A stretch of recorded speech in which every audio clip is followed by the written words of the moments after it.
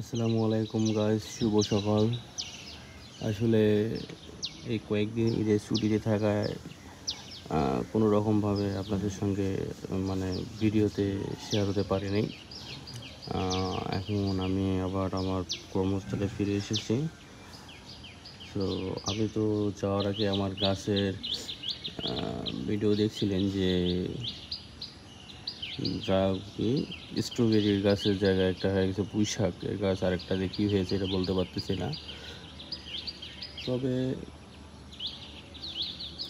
গাছে পানি মোটামুটি দিয়েই চলে গেছিলাম হালকা, এসে থেকে গাছ মোটামুটি ভালো এখনও ঠিকঠাক আছে। এই যে একটা হচ্ছে আর এই যে এইটা পুঁই শাকের গাছ হলো এইটা আমার জানা মতে, আর এইটা মেবি স্ট্রবেরি গাছ। অনেকটাই বড় হয়ে গেছে গাছটা, এসে দেখলাম যে অনেকটাই বড় হয়ে গেছে।